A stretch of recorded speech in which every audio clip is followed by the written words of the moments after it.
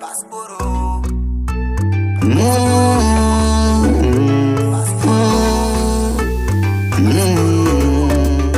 Naikutemira pabona pana zugini sina kana jini ndokwepa kwana togi mafodya oni pamabondi onititengera baby rako mazepi baby chingoni nawo kechituni mogochova kuita kunge Bhasikoro kana wandida ndoda kukuprova kuti ndakabuka tose tumjolo aiwa wakanaka futi baby boo aiwa urisponono baby wangu ndabvuma really do mwana uyonaka ndine kamwe kakukuda so ameno zvanofila kana iwe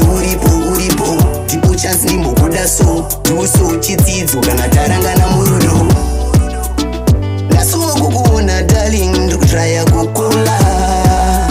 ndomuteksa nemakumi beki ndasuwa kukuona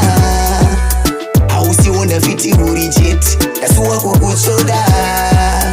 chero kati nditesheti ndopikira kuboma chingoni nawo kechituni mubochovha kuita kunge Bhasikoro kana wandida ndoda kukuprova kuti ndakabuka tose tumjolo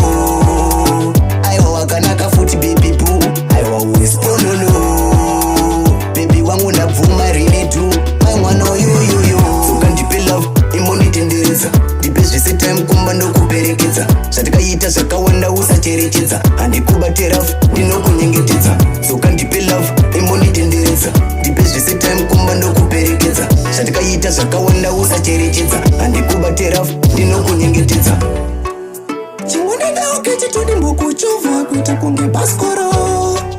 kana wandida ndoda kukuprova kuti ndakabuka tose tumjolo